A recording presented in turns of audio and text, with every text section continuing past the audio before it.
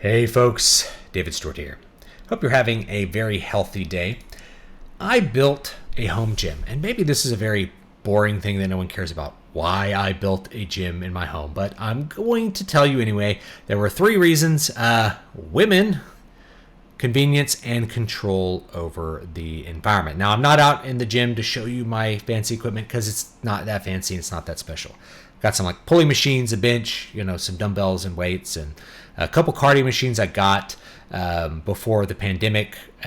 Basically because I live in a hot area, and I lived in a hot area before where it's not always healthy to exercise outdoors, especially in the summer. So it's very convenient to be able to do your cardio indoors with an air conditioner blowing on you and have a little AC out there. So it doesn't look special. It looks like a bunch of exercise equipment in a garage with a portable AC next to it and a TV. And I can also hook up my PA if I want to really blast some tunes. So not that special. Why did I do it? Maybe I got your attention with the whole women thing. But yeah, that's the first reason, is women. Basically, the atmosphere of the gym has changed since I started working out more than a decade ago, and changed in a way that makes me uncomfortable at the gym. Women are... Their presence in the gym is now something which makes me uncomfortable. And there's two ways, there's two levels to this, I guess.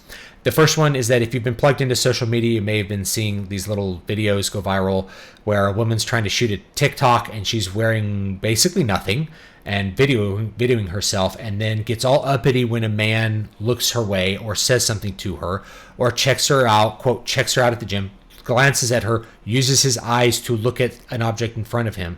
And that's a hazard, right? No one wants to go to the gym and feel like they have to have their blinders on or not look around them or not be aware of the space that they're in them, especially if you're using equipment which is itself a hazard.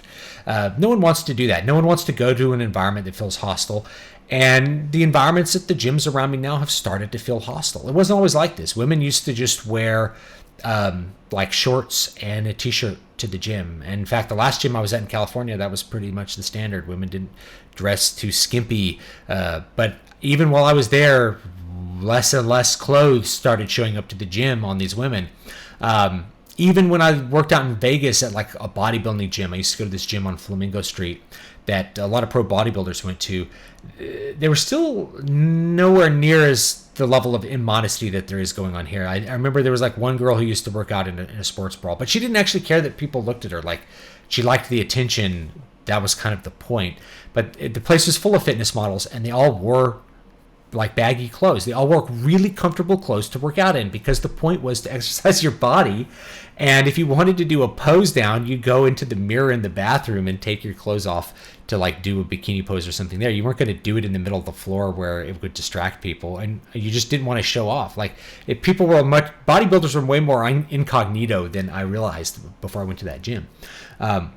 So yeah, there's been this complete shift to where women have started wearing less and less. And so the second part is, besides it being a hazard to me, where I don't want someone to videotape me glancing at them to pretend I'm a perv or something, I actually don't want to look at them. I actually don't want to see women in their underwear when I go to the gym. That's something that is a spiritual hazard to me as a married man, as a Christian. I don't want to even be tempted to look upon a woman lustfully who is not my wife. I don't want those thoughts, and I don't want those distractions in front of me when I'm going to try to focus on my body, focus on a workout, and get something done in a few hours. And all the gyms around here are the same. I can't go to them without having my entire field of vision filled up with a woman here, a woman there, wearing pretty much nothing. They're wearing lingerie to the gym. They're wearing their underwear. And I don't want that for spiritual reasons. I don't want that. I don't want to see that. If I wanted to see whatever level of nudity I wanted to, I have access to the internet. We all do. So why would I need to gaze lustfully upon someone? Even if I wanted to do that, that would be just not really productive. It's against the focus. But I really don't want it. So that's what it is I think women have changed gyms to be a hostile space now. They used to be a very comfortable space for men. Women weren't not allowed, but most of the gyms I went to had a separate room for women. They had a separate room with either different weights for women or just another room that women could go to so that they could do exercises in a way that they felt comfortable with. If they've really felt like they didn't want anyone looking at them, they were being very self-conscious, then they had a separate room for that. Hey, I actually have no problem with that, right? I think it's good for women to have their own spaces. It's good for women to have spaces without men leering at them. But that's very different from putting on pretty much nothing, going to a gym, and then being upset that men are leering at you while you are videotaping yourself for TikTok and trying to get attention from men leering at you on TikTok. It's all a little bit silly, isn't it? And there's certainly no male spaces. There's no male-only gyms where it's like, this is a male-only gym. Women aren't allowed because women are a distraction and all of the reasons that I said. Those don't really exist. It doesn't really go two ways. Not that I need it to go two ways, but hey, gyms had those rooms off to the side that were closed off in case you wanted to use that. If you were really concerned about that, then you could go in that other room and use the weights that were in there. All I'm saying. That's the big one. That's really the straw that broke the camel's back. The other big one is convenience. Convenience goes in a bunch of different ways. So first of all, there's convenience of having to physically leave my house and go to the gym. It takes 10 to 15 minutes to get to the gym if there's no traffic or anything. And sometimes there's traffic outside of where I'm at that stops me. I'm not out on the sticks exactly, but I have to drive a while to get to the gym. So I lose 30 minutes going to the gym, minimum. I'm not going to spend those 30 minutes going to the gym unless I'm going to be at the gym for a long enough time to justify me losing the 30 minutes traveling there and back. So I'm going to spend an hour at the gym. What if I only have an hour to work out? What does that mean I need to do? Well, in California, what I would do is I just go running. I just do cardio because I could do 30 minutes of cardio, no problem. Go hit the streets and run or hop on the exercise bike or ride my bike around.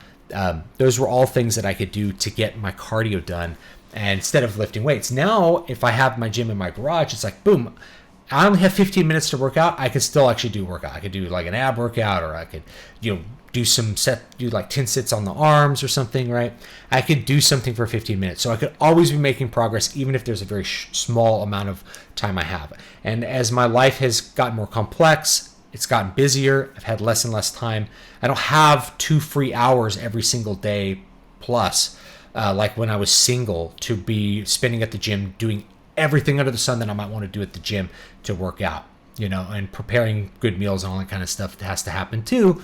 So having it in my garage means I don't even have to change, right? I could put on I can wear slippers. If I'm going to do an arm workout, I can just wear slippers out in the gym and walk out there barefoot and just lift and then go eat or something, right? Or do something else, or do 20 minutes of cardio, hop on the exercise bike and pedal for 30 minutes, turn on the TV and watch a show.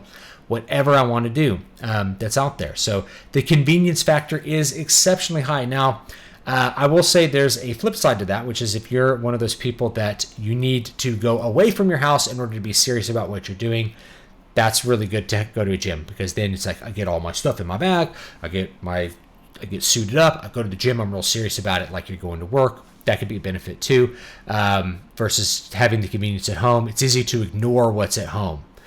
That's how it is sometimes, because you're not serious about it. It's in your home. It's really easy to ignore and not like put on the serious face to go be serious about working out. So there are some benefits to going to the gym. With the inconvenience of it is that it forces you to be more serious. But I like the convenience of it.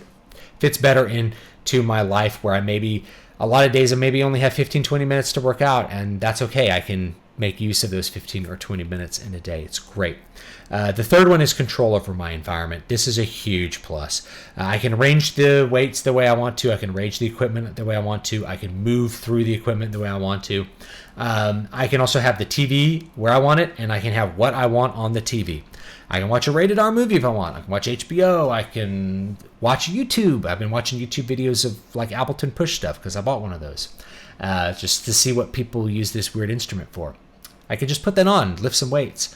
And I couldn't do that at the gym. I also have a big, giant PA from when I gigged out there, so I can hook that up and really blast metal super loud. I have hearing loss, This was another reason I hated the last gym I was at, is they were blasting this awful music all the time. I'm not completely deaf, but I would have to wear bone conduction earphones and then plug my ears, and it would still be too loud. I couldn't hear what I was trying to listen to on my headphones. The fact that I couldn't tune out the annoying noise in the gym as a person with hearing loss is really annoying. I intensely disliked the music that was at the last gym that I was at, and it was like never off. So I really hated it, and that's another thing. The other thing is you can keep it as hot or as cold as you want. Does the gym owner want to keep it warm to save money? Well, maybe you want to run your AC and have it blow on you just while you're working out. I have that option. I can have the AC blow on me, turn it off when I'm done. I can have it be as cold in there as I want, as warm in there as I want. I have control over the environment. I can turn the lights off. I can turn them on. I can have it bright. I can have it dark. I can have it be however I want. And it's great. So you have total control over your environment. It means you can get the workout that you want to get done in the way that you want to get it done, in the time that you want to get it done. It's great. Listening to what you want to listen to as loud as you feel like listening to it. So that's another big advantage that I had to the home gym. So it really solved a lot of problems that I disliked about going to the gym. The annoying music, not control over like what might be on or not on the TV. And of course, the human element, the fact that women have changed the atmosphere of gyms in such a way that it becomes a hostile space now. And then, of course, the convenience. That's really what has made it possible. Now, it's an expense. So anyone that's thinking of building a home gym, yeah, it's expensive to build a home gym if you want to get every single piece of equipment. But the truth is, you don't actually have to spend that much money to get started. I have cardio equipment for the reasons that I stated, because it's hot. You actually don't need cardio equipment. You can just buy tennis shoes and go running if you want to.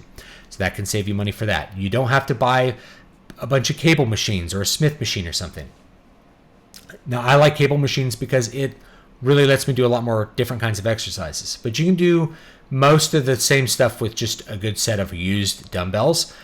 Get the dumbbells where you can put more weights on and off. It's a little bit inconvenient compared to some of the cable stuff, but hey, you can get the same amount of work done. And I still use my dumbbells, still use all that stuff. So the free weights are actually the cheaper part of what you might want to do. So you can just start with that and get a pull-up bar and some free weights, and you can do a ton of work with that. And then add a piece of equipment here or there. These things are expensive. However, gym memberships are also expensive. They want to charge you by like, oh, we'll give you a whole year for $200, knowing that you're probably not going to go because of how inconvenient it is. And then they can just keep the $200, But if you spent that $200 on some used free weights off Craigslist, well, they paid for themselves the first year. And then the next year you could spend $200 on an exercise bike, $200 on a different piece of equipment. If you spend just $200 a year instead of going to the gym and buying equipment, in a couple years, you have a full setup in your garage that you can do whatever you want with. And it's exactly the things that you wanted to buy. So as an investment, I hate to see it's an investment in the economic sense, because it's actually kind of a piece of capital equipment. You're buying a thing. It will save you money from the gym. And gyms are so annoying to try to quit. You have to go down in person and maybe sign documents, or maybe they'll never let you get out of your contract ever. So you have to cancel your credit card or something, or call a lawyer, or be a lawyer. Gym memberships are incredibly annoying to deal with. And wouldn't it be great if you never had to deal with one of those again? I'm looking forward to not having to do that again. So anyway, guys, that's my thoughts on that. Leave me your thoughts down below and let me know what you think about it, and whether I'm a bad guy for having my reasonings or not. But they are what they are, and I want to have a space that I feel I can work on my body without having some sort of social or spiritual hazard. So have a great one, and I'll see you all next time. Peace out.